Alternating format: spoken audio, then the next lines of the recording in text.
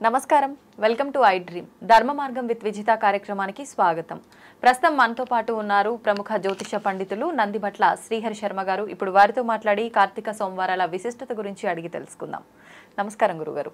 వాగర్థ వివ సంపృక్తౌ వాగర్థ ప్రతిపత్తయే జగతః పితరౌ వందే పార్వతీ పరమేశ్వరౌ. సదాశివ సమారంభాం శంకరాచార్య మధ్యమాం అస్మదాచార్య పర్యంతం వందే గురు పరంపరాం.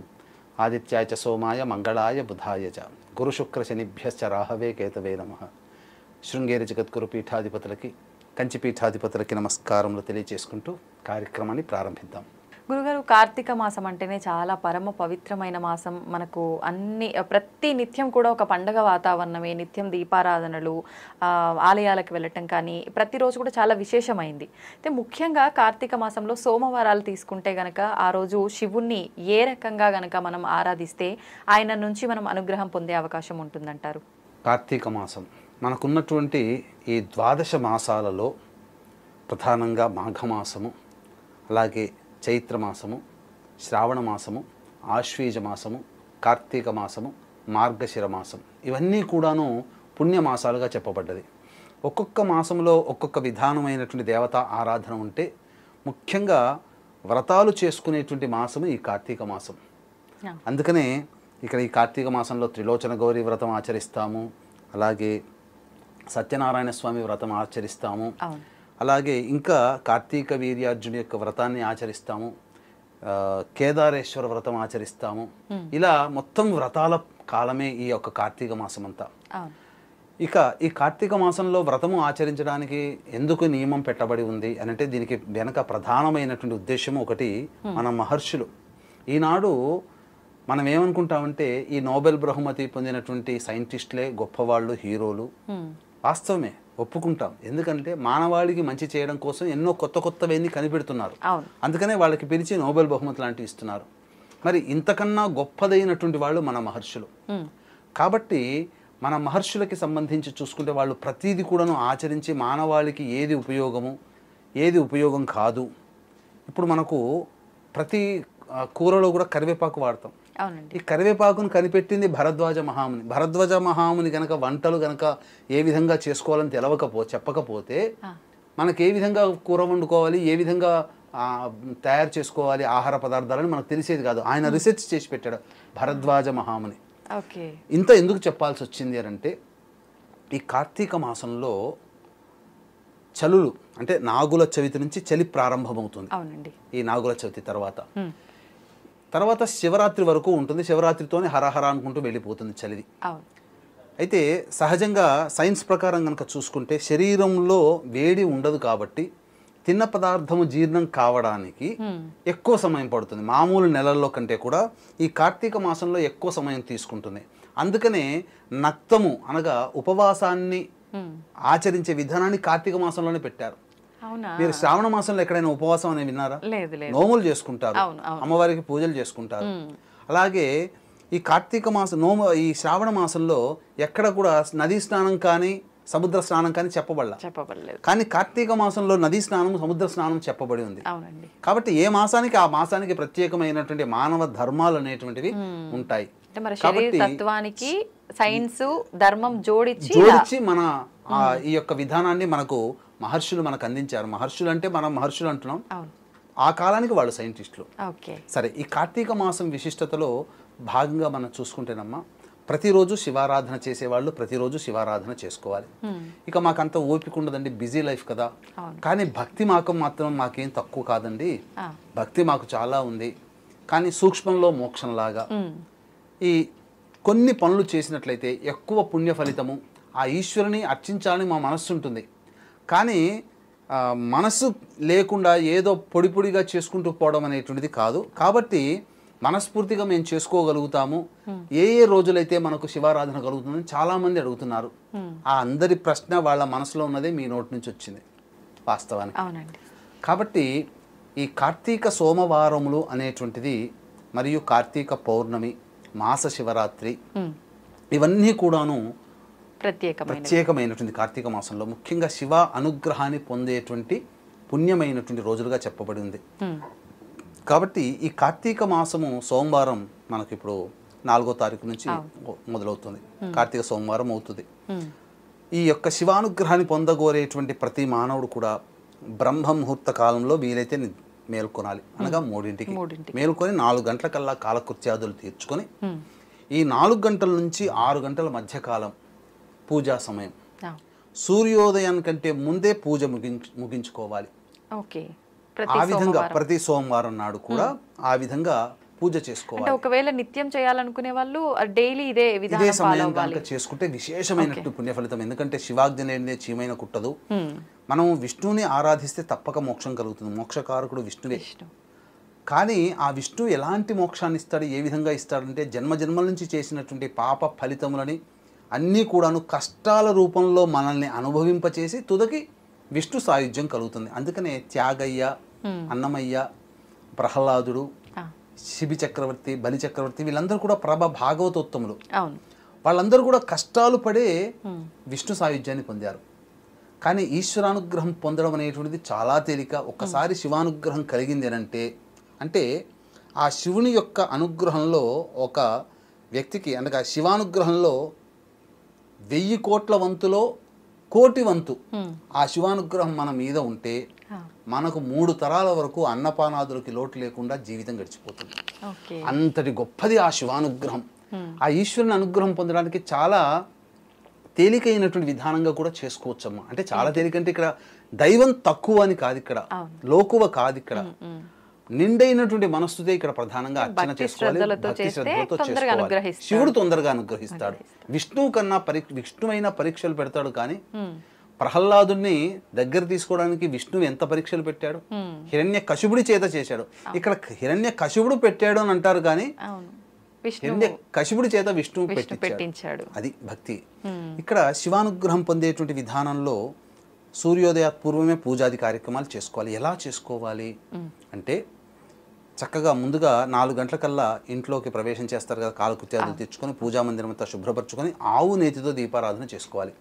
గోశాలలో కానీ శుద్ధమైన ఆవు నెయ్యి కానీ ఉన్నటువంటిది తీసుకోవాలి. బయట 400కి 500కి ఆవు నెయ్యి దొరుకుతున్నాయమ్మా, అది సరైనది కాదు. కానీ అందరికీ అదే కాబట్టి ఈ కార్తీక మాసంలో నువ్వుల నూనెతో చేయండి. నల్ల నువ్వుల నూనె 400 రూపాయల కిలో దొరుకుతుంది, ఒరిజినల్. దాంతో చేయండి చాలు, అంతే ఫలితం ఉంటుందమ్మా. అయితే ఈ దీపారాధన చేసి ముందుగా గణపతికి నమస్కారం చేసుకొని, నేను చేసుకోవడానికి పూజ చేసుకోవడానికి నాకు ఎటువంటి మంత్రాలు తెలియవు స్వామి, కానీ నిన్ను అర్థిస్తున్నాను, నా జీవితం బాగుపడాలి, నా కుటుంబం బాగుండాలి, నా దేశం బాగుండాలి, కాబట్టి చక్కగా ఆ చేసినటువంటి పూజా ఫలితాన్ని తొందరగా నాకు ప్రసాదింపచేయి, ఎటువంటి అడ్డంకులు లేకుండా అని చెప్పి ఆ గణపతికి నమస్కారం చేసుకొని గణపతి శ్లోకాన్ని ధ్యానం చేసి ఆ గణపతి దగ్గర అనుగ్రహం తీసుకొని ఇక అభిషేకం మొదలు పెట్టుకోవాలి. ఈ అభిషేకానికి వాడబడేటువంటి శివలింగాలు అంగుష్ట ప్రమాణముగా ఉండాలి. అంటే ఇంత ప్రమాణం, ఇంకా మన కుడి చెయ్యి బొటన వేలు ఎంత సైజు ఉంటుందో అంత సైజుతో ఉన్నటువంటి శివలింగాన్ని మాత్రమే వాడాలి. అంటే అంతకన్నా చిన్న సైజ్ అయినా పర్లేదు, అంతకన్నా చిన్నదైనా పెరగకూడదు. ఒకవేళ పెరిగితే ఆ పెరిగిన నిష్పత్తి ప్రకారం స్వామివారికి నిత్య కైంకర్యములు చేయాల్సిన పరిస్థితి వస్తుంది త్రికాలంలో. మరియు దానికి తగ్గట్టుగా నైవేద్యములకు నిష్పత్తి ప్రమాణం కూడా పెంచుకోవాలి. అంటే మనం నియమాలు చేయాల్సిన పనులు విధానాలు వేరుగా ఉంటాయి, కానీ దోషం అయితే ఏం లేదు. ఓకే, నియమం పాటించగలిగితే ఇంత పెద్ద లింగం, 1 అడుగు లింగమైనా పెట్టుకోవచ్చు, తప్పేమీ లేదమ్మా. ఇక అభిషేకము చేసేటువంటి శివలింగములు నవరత్నాలతో ఉన్నటువంటి, అనగా 9 గ్రహాలకు సంబంధించి చెప్పబడినటువంటి శివలింగాలు. మరకత శివలింగం శ్రేష్టము. స్ఫటిక శివలింగం పెట్టుకుంటారు, బయట గాజువి దొరుకుతాయి, ఒరిజినల్ స్ఫటికం తీసుకోవాలి. జ్ఞాన వృద్ధి వైరాగ్యం కలుగుతుంది. ఇక అన్నిటికంటే ప్రపంచంలో విశ్వంలో ఉన్న అన్ని లోకాలలోకెల్లా పూజనీయమైనటువంటిది రసలింగము.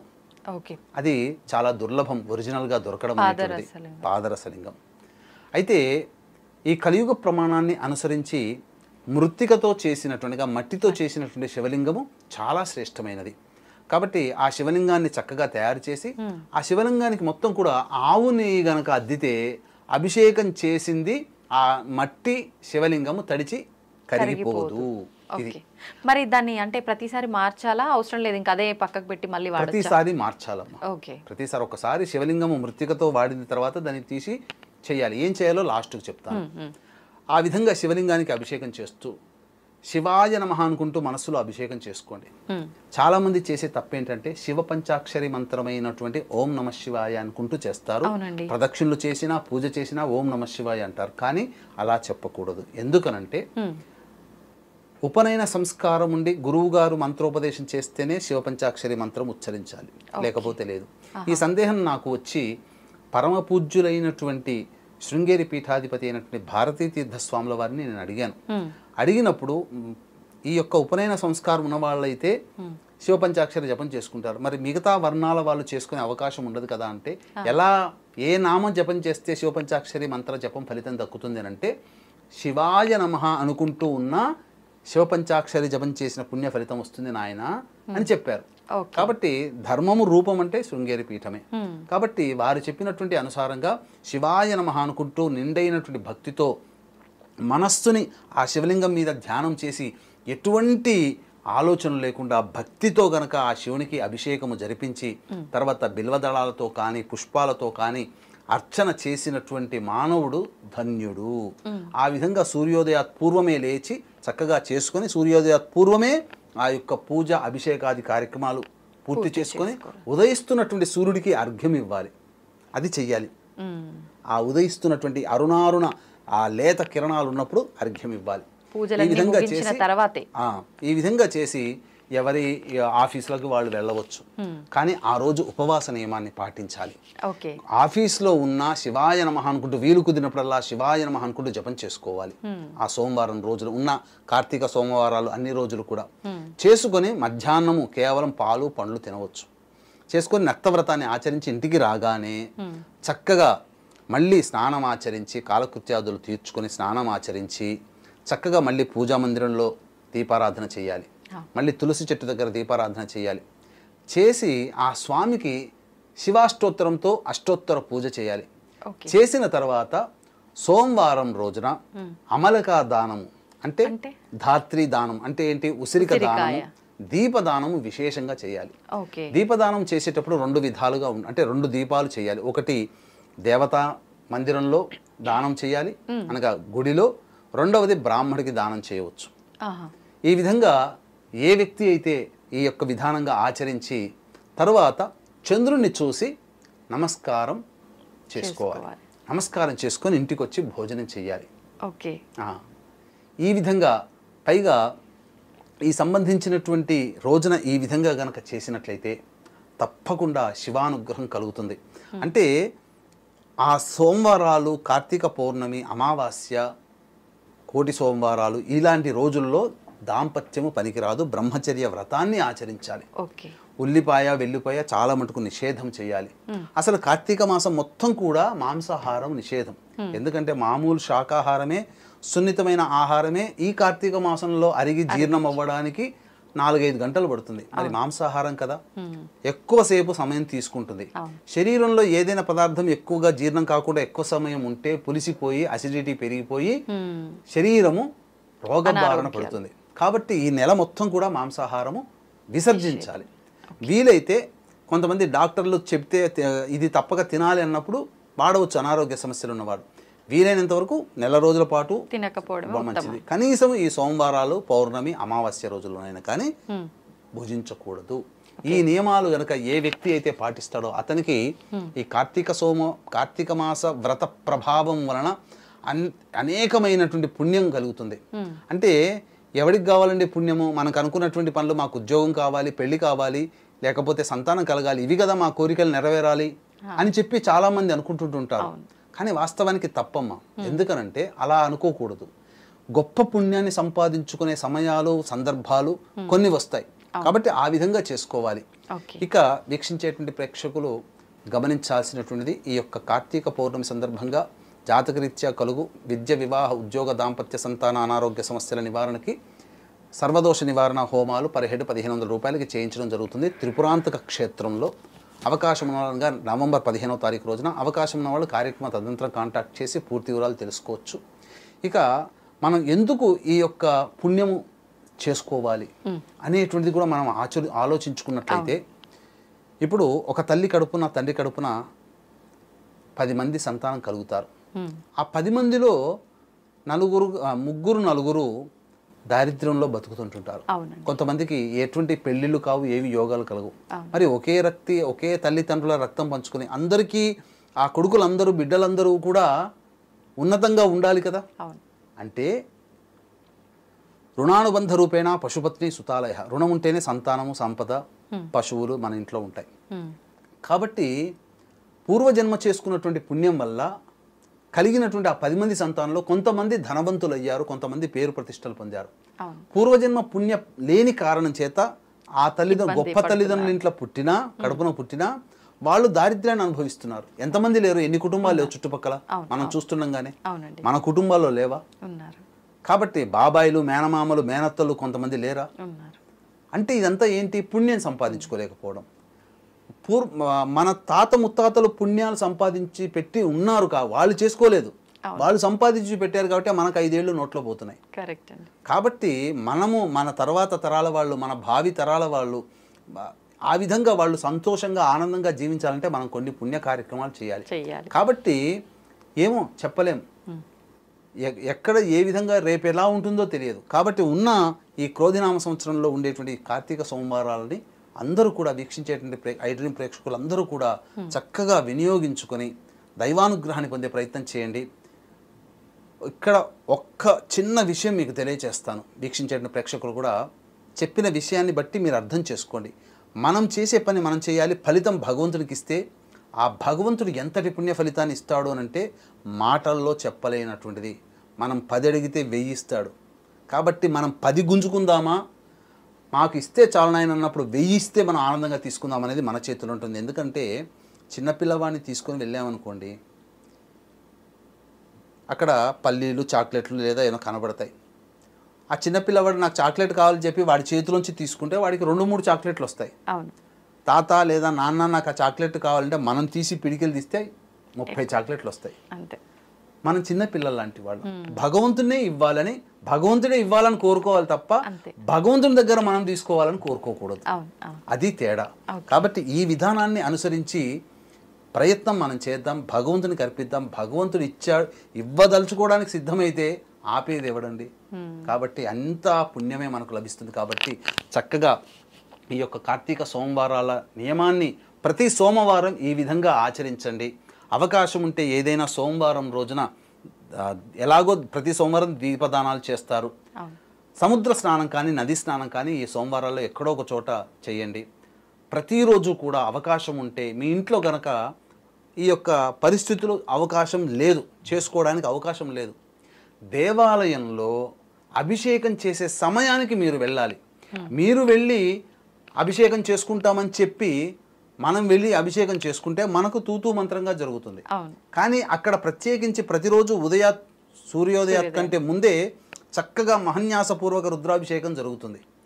ఆ అభిషేకం అనేటువంటిది ఆ సమయానికి మనం దేవుడి దగ్గరికి వెళితే ఆ అభిషేకం సంపూర్ణంగా మనం చేసుకున్నటువంటి ఫలితం మనకు కలుగుతుంది.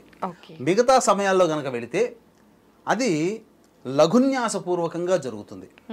అది కాబట్టి అవకాశం ఉన్నవాళ్ళు శివాలయంలో స్వామివారికి జరిపే అభిషేక సమయానికి మీరు వెళ్ళండి. మీరు వెళ్ళి అభిషేకం చేసుకునే సమయానికి ఆ విధంగా కాకుండా చేసుకుంటే ఇంకా సంపూర్ణమైనటువంటి పుణ్య ఫలితం దక్కుతుందమ్మా. గురుగారు, ఇందాక శివలింగం ఏం చేయాలో చెప్తా అన్నారు కదా, మట్టితో చేసిన శివలింగం. ఈ మట్టితో చేసినటువంటి శివలింగాలు ఏవైతే ప్రతి సోమవారం నాడు చేసుకుంటారు, లేదా ప్రతిరోజు కూడా శివలింగం చేసుకుంటారు. అవన్నీ కూడా ఒక పక్కన ఏదైనా ఎవరు తొక్కని ప్రదేశంలో పెట్టి అవన్నీ కూడాను మూట కట్టుకొని ఆఖరి రోజున ఏదైనా నదిలో కానీ, చెరువులో కానీ, సముద్రంలో కానీ విసర్జన చేయండి. ఆ విధంగా చేస్తే సంపూర్ణమైనటువంటి శివ ఆరాధన చేసిన ఫలితం. ఏదైనా కానీ పూజ చేసిన తర్వాత మట్టి అనేది మట్టిలోనే కలిసిపోవాలి. కాబట్టి మనం చేసింది, పూజ చేసింది తొక్కకూడదు కదా, ఎవరు ఎక్కడ పడితే అక్కడ పడేయలేము కదా. అందుకని నదిలో గనక వేసినా, సముద్రంలో వేసినా, చెరువులో వేసినా, లేదా ఎవరు తొక్కని ప్లేస్లో ఏవీ లేవండి అన్నప్పుడు ఎవరు తొక్కని ప్లేస్లో గొయ్యి తవ్వి ఆ యొక్క గోతిలో అవన్నీ పూడ్చిపెట్టి. అయితే మరుసటి రోజు ఎలాగో కొత్త చేస్తాము, ముందు రోజు అసలు పూజకు వాడకూడదా, మొత్తం పక్కన పెట్టేయాల్సిందేనా? మృత్తికా లింగాలకు ఉన్నటువంటి ప్రమాణం ఎంత, ఒకసారి పూజ చేసిన తర్వాత అది మళ్ళీ పనికిరాదు. ఓకే, నిమజ్జనం చేసేయాల్సిందే. ధన్యవాదాలు గురుగారు, చాలా చక్కగా వివరించారు. నిజంగా చాలా మంది నెలంతా ఉండాలనుకున్నా కూడా ఉండలేని వాళ్ళు ఉంటారు, పూజలు చేయలేని వాళ్ళు ఉంటారు. అటువంటి వాళ్ళకి కార్తీక సోమవారాలు నిజంగా ఈ రకమైన పూజా విధానం అనేది మీరు చెప్పి చాలా మంచి పని చేశారు. నిజంగా అందరికీ ఉపయోగపడే విధానం ఇది. గురుగారు, నాగుల చవితి ప్రత్యేకించి అంటే మనకు దేవుళ్ళు ఎంతమంది ఉన్నా వాళ్ళని ఒక్కొక్క రూపంగా ఒక్కొక్క ప్రాంతాన్ని బట్టి ఆరాధిస్తుంటాము, అది వేరే విషయం. కానీ పాములు అనగానే భయం, విష సర్పాలు అని చెప్పి అందరం కూడా భయపడుతుంటాం, వాటికి దూరంగా వెళ్తుంటాం, వాటిని చంపే వాళ్ళు కూడా ఉంటారు. అంటే అవి మనం చూసి భయపడి అవి పారిపోతుంటాయి, మనం వాటిని చూసి పారిపోవడం పక్కన పెడితే చంపే వాళ్ళు కూడా ఉన్నారు. అసలు ఎందుకని ఇంత భయపడి మనం దూరంగా ఉండే విష సర్పాలను పూజించే సాంప్రదాయం మనకు శాస్త్ర ప్రకారంగా ఉందా? అసలు ఉంటే వీటిని పూజించడం వల్ల కలిగే ఫలితం ఏంటి? మామూలుగా అంటుంటారు కదా, సంతానం లేని వారు కానీ, ఆలస్యమైన వారు కానీ, వివాహం ఆలస్యమైన వారు కానీ ఇలా జంట నాగులకి పూజ చేసినా, పుట్టకి పూజ చేసినా కూడా తొందరగా ఫలితం ఉంటుంది అని చెప్పి, ఇదంతా నిజమే అంటారా? ఈ యొక్క నాగదేవత సాంప్రదాయానికి సంబంధించినటువంటి ఆరాధన విషయాల్లో కనుక చూసుకున్నట్లయితే ఇది కేవలం ఈ మధ్య కాలంలోనూ వచ్చింది కాదమ్మా, యుగ యుగాల నుంచి కూడా అవినాభావ సంబంధం ఉంది. అంటే మనం గమనించుకున్నట్లయితే మనం పూజించే దేవతామూర్తులకి ఈ యొక్క సర్పాలు ఆలవాలంగా ఉన్నాయి, ఆభరణాలుగా ఉన్నాయి. అవును, ఒకసారి మీరు గమనించుకోండి, విష్ణువుని చూడండి, శేషతల్పము అంటారు. అంటే సర్పముని ఆవాసముగా చేసుకుని అక్కడే పాన్పుగా ఉన్నటువంటి సందర్భం. అలాగే ఈశ్వరుని చూసుకోండి, ఆ ఈశ్వరుని యొక్క మెడలోనే నాగదేవత. అవునండి. అలాగే వినాయకుడిని చూసుకోండి, నాగబంధనం ఉంటుంది. అంటే మనకు ఒక గాథ ప్రకారము ఆ యొక్క పట్టాభిషేకం జరుగుతున్న సందర్భంలో బాగా భుజించినటువంటి వినాయకుడు అడుగులు సరిగ్గా వేయలేకపోవడం వల్ల కడుపు ఛిద్రమవుతుంది. ఆ ఛిద్రమైనటువంటి కడుపుని ఒక దగ్గరికి చేర్చినటువంటి విధానం నాగబంధనం అని కూడా అంటుంటారు. పైగా ఈ ఆలయాలకు కూడా నాగబంధనం అంటుంటారు. అవునమ్మా, నాగబంధనం అంటే ఇప్పుడు మనల్ని సంపదని కాపాడేటువంటిది విషనాగులు, వాటిని అక్కడ స్థిరింపజేసేసి బంధనం అనేటువంటిది ఉంటుంది. దాని కాపలాగా రోజులు, సంవత్సరాలు, యుగాల తరబడి నుంచి కూడా ఉన్నారు. కాపలా ఉండేలా ఉండాలంటే వాటికి మంత్రంతో ఏమైనా అలా చేస్తారండి? మంత్రబంధనంగా ఉంటుందమ్మా. నాగబంధనం అనేటువంటిది అది ఒక సపరేట్ చాప్టర్. అది అవకాశం, సందర్భం ఉన్నప్పుడు దాని గురించి విపులంగా మనం చర్చించుకుందాం. ఈ నాగబంధనం అనేటువంటిది ఏంటంటే మంత్ర యంత్ర తంత్ర సహితముగా చేసేటువంటి పూజా విధానంతో దాన్ని బంధింపబడి ఉంటుంది. దాన్ని ఓపెన్ చేయాలి, ఆ బంధనాన్ని తొలగించాలి అని అంటే నిష్ణాతులైనటువంటి తాంత్రికవేత్తలకి మాత్రమే అందులో ప్రవేశం ఉంటుందమ్మా. కాబట్టి ఇక్కడ మనకు శైవ పరివారంలో గనక మనం చూసుకున్నట్లయితే సుబ్రహ్మణ్య స్వామి సర్పానికి అధిష్టాన దేవతగా ఇప్పటికీ పూజించబడుతున్నాడు. కాబట్టి ఇది కేవలము మనకి ఈ మధ్యకాలంలో కాకుండా యుగ యుగాల నుంచి ఈ యొక్క పాములకి మానవులకి అవినాభావ సంబంధం ఉంటుంది. ముఖ్యంగా ఈ యొక్క సృష్టి జగత్తు కూడా సర్ప విధానముగానే ఉంది. అంటే మనం గనక చూసుకున్నట్లయితే పురుషుని యొక్క కణము చూసుకున్న మైక్రోస్కోప్లో పెట్టి చూస్తే కదలికలన్నీ కూడా సర్పం ఏ విధంగానైతే సంచరిస్తుందో ఆ విధంగా సంచరిస్తుంది. ఇక మానవ దేహాన్ని గనక చూసుకున్నట్లయితే మానవ దేహంలో వెన్నుముక ఉంటుంది. మనం నిలబడడానికి స్ట్రైట్గా నిలబడతాం, కానీ మన దేహంలో ఉన్న వెన్నుముక ఇలా పాము ఆకారంలో ఉంటుంది. కాబట్టి ఏదైనా కానీ ఈ సర్పముతో అవినాభావ సంబంధం అనేటువంటిది ఉన్నది మాత్రము నిజము. అయితే పూర్వకాలంలో ఈ యొక్క సర్పము చేత సహవాసము చేసి సంతానాన్ని కన్నవాళ్ళు కూడా ఉన్నారు కర్ణాటక ప్రాంతంలో. మనకు ఒక గాథ ప్రకారం కనుక చూసుకున్నట్లయితే చంద్రవంశపు రాజు అయినటువంటి శూరసేనుడు అనేటువంటి మహారాజు, అతని భార్య సంతానం కోసం ఎన్నో తీర్థయాత్రలు, తపస్సులు, వ్రతాలు, నోములు నోచిన తర్వాత ఒక శుభముహూర్తాన గర్భవతి అవ్వడం, సంతానం కలిగింది. ఆ సంతానం ఎవరయ్యారు? సర్పము జన్మించింది. గత జన్మ పాపవశాత్తు సర్పానికి జన్మనిచ్చేటువంటి స్థితి కలిగినటువంటి ఆ యొక్క శూరసేన దంపతులకి కలిగింది. మరి ఎంతైనా కడుపున పుట్టినటువంటి సంతానాన్ని వదులుకోలేరు కదా. ఏదో సినిమాల్లో, నవలల్లో చెప్పినట్టు తండ్రికి గండం అనగానే అడవిలో తీసుకుపోయి పెట్టడం. మరి బాధ్యతాయుతమైనటువంటి తల్లిదండ్రులు సంతానం ఎలా ఉన్నా ఇప్పటికీ కూడా పెంచి పోషించే వాళ్ళు ఉన్నారు. ఆ విధంగా పాము అని తెలిసినా ఏమాత్రము కూడా చేత్కరించుకోకుండా చక్కగా ఆ పాముని పెంచడం ప్రారంభించారు. మనకు మళ్ళీ మాటలు అవన్నీ రావడం జరిగింది. యుక్త వయసు వచ్చిన తర్వాత నాకు వివాహం చేయండి అని అడగడం జరిగింది. జరిగిన తర్వాత రాజులలో క్షత్రియుల్లో ఒక పద్ధతి ఎలా ఉంటుందంటే, వివాహ సమయానికి గనక ఆ యొక్క వరుడు వెళ్ళకపోతే ఆ వరుడు యొక్క కత్తిని గనక ఆ వివాహ సమయంలో గనక పంపిస్తే ఆ కత్తికి వివాహం జరిపించడం ద్వారా వివాహం చేసుకున్నట్టుగానే ఫలితం ఉంటుంది. ఆ విధంగా పాము అంటే భయపడతారేమో అని చెప్పి ఆ విధంగా కత్తినిచ్చి పంపించడం జరుగుతుంది. ఆ యొక్క రాజకుమారితో వివాహం జరుగుతుంది. ఆ రాజకుమారి రాగానే నా భర్త పురుషుడు కాదు సర్పము అని తెలిసిన తర్వాత కూడా ఏమాత్రం భయపడకుండా ఆ యొక్క పతి ప్రేమని చూపుతూ, పతిపై ప్రేమను చూపుతూ భార్య ఎలా ఉండాలో ఆ విధంగా ఉండడం ప్రారంభించింది. అంతటా సర్పం అడిగింది, నేను సర్పమని తెలిసిన తర్వాత నీకేమాత్రం బాధ కలగలేదా, ఇబ్బంది కలగలేదా అంటే, స్త్రీ యొక్క ధర్మం పతి ఎలా ఉన్నా స్వీకరించడమేనండి, నా సతీ ధర్మాన్ని నేను నెరవేరుస్తున్నాను అని చెప్తుంది. ఆ విధంగా వాళ్ళు పుణ్య దంపతులుగా ఉంటూ ఒకరోజు గౌతమి నది అంటే గోదావరి నదిలో స్నానం ఆచరించిన పిదప ఆ యొక్క పాముకి పూర్వజన్మ శాపవశాత్తు తొలగిపోయి అందమైనటువంటి రాకుమారుడుగా మారాడు. అంటే పూర్వజన్మ వశాత్తు ఈ యొక్క సర్పరూపాన్ని ధరించాల్సి వచ్చింది. ఇక ఇది ఈ విధంగా మనుషులకి పాముకి సంబంధించినటువంటి సంబంధం. ఇక మనం గనక చూసుకున్నట్లయితే ఎవరి జాతకంలోనైనా కానీ ఈ యొక్క సర్పదోషములు సర్ప ప్రభావాలు ఉన్నప్పుడు ఆ సందర్భంగా ఈ యొక్క నాగదేవత ఆరాధన అనేటువంటిది మనకున్నది.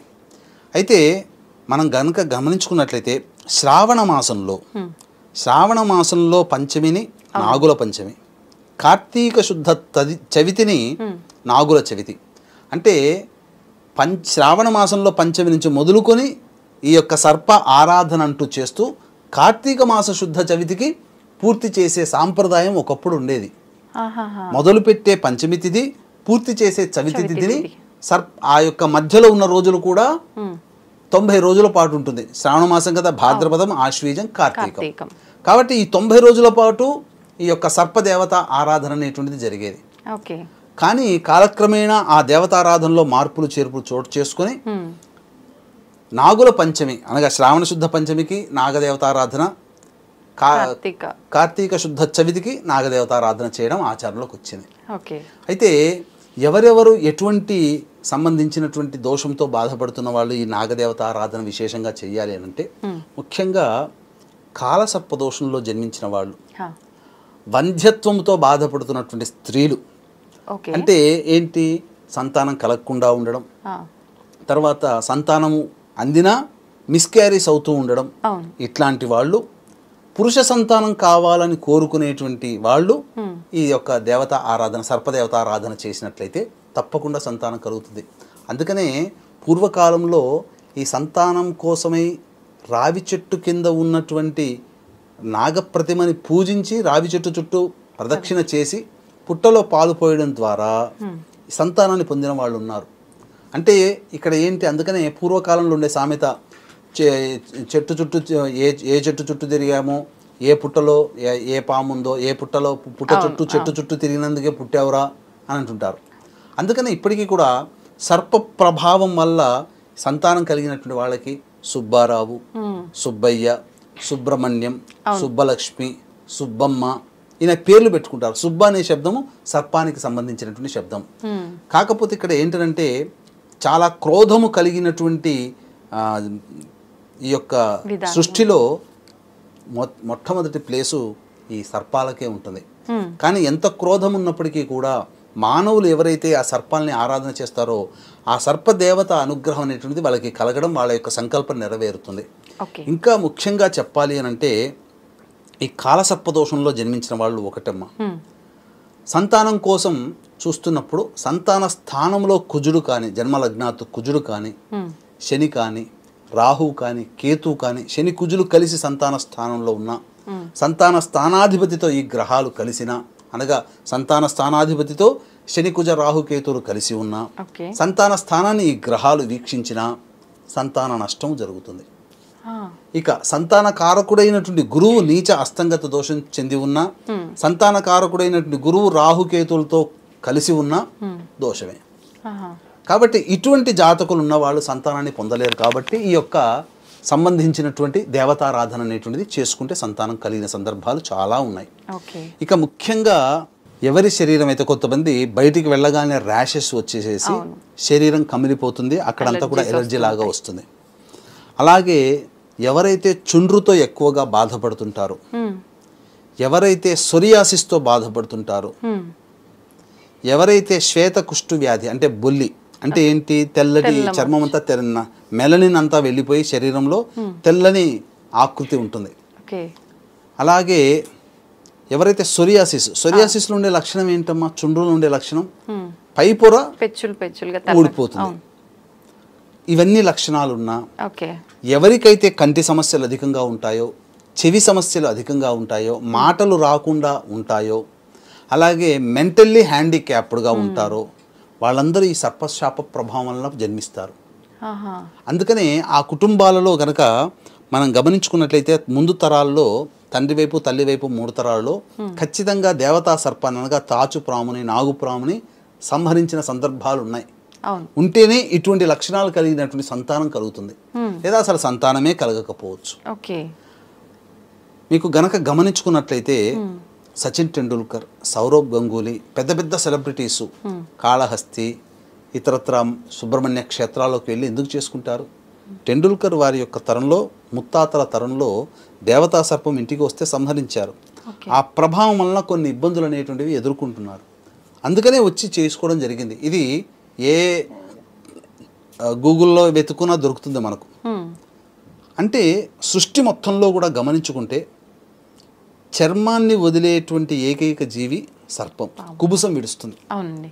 మరి మన చర్మంలో, మన శరీరంలో ఎలర్జీ వచ్చి పొట్లు పొట్లుగా రాలేది, సొరియాసిస్ వచ్చి పొట్లు పొట్లుగా రాలేది, చుండ్రు వచ్చి రాలేది చర్మమేగా, అదేం కాదు.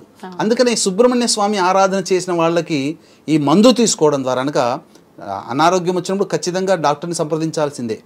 కానీ ఎక్కువ రోజులు అయిన తర్వాత వ్యాధి తగ్గేటువంటిది ఈ సుబ్రహ్మణ్య స్వామి, ఈ సర్పదేవత ఆరాధన గనక చేసినట్లయితే తొందరగా తగ్గుతుంది.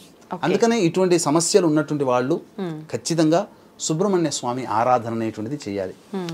అయితే ఈ సుబ్రహ్మణ్య స్వామి ఆరాధనలో చాలామంది చేసేటువంటి తప్పులు ఏంటంటే విపరీత పోకడలు పోతున్నారు. అంటే ఎందుకు అనంటే సర్పములు, ఇక్కడ మనకు ఒక శాస్త్రం ఉంది, గజానాం మందబుద్ధి సర్పాణం అతినిద్ర బ్రాహ్మణానాం అనేకత్వం త్రిభువన్ లోకోపకారై. సర్పములు ఎప్పుడు నిద్రపోతుంటాయి, ఎప్పుడు మేల్కొనవు.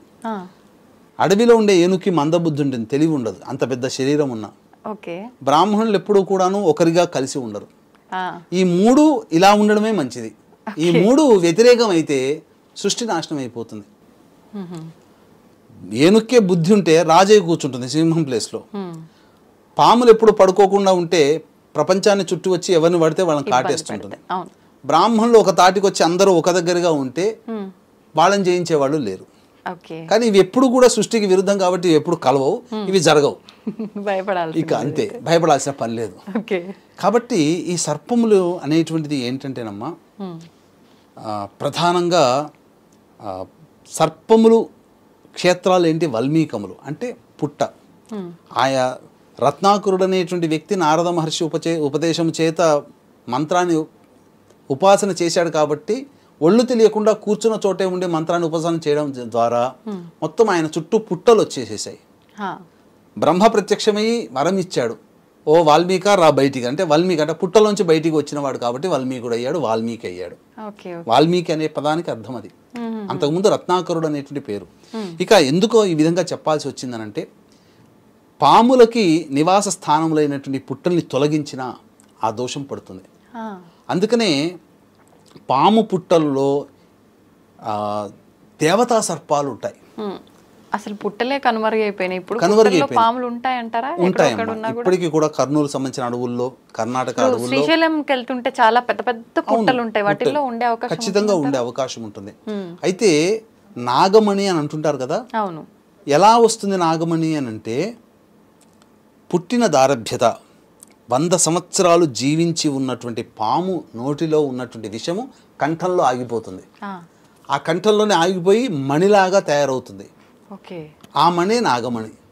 కానీ ఎవరిని కరవకుండా 100 సంవత్సరాలు ఉండాలి కదా. అవును. ఇప్పటికీ కూడా నాగమణిని ధరించినటువంటి పాములు కర్నూలు అడవుల్లో ఉన్నాయి, ఓకే. కర్ణాటక అడవుల్లో కూడా ఉన్నాయి. అటువంటిది ఆ పుట్టల్లో ఉంటుంది పాములు. అందుకనే మనకు సామెతలో ఏ పుట్టలో ఏ పాము ఉందో అంటుంటారు. అంటే దాని అర్థం ఏంటి? ఆ పుట్టల్లో తొలగిస్తే అందులో దేవతా సర్పాలు ఉండవచ్చు, మామూలు సర్పాలు ఉండవచ్చు.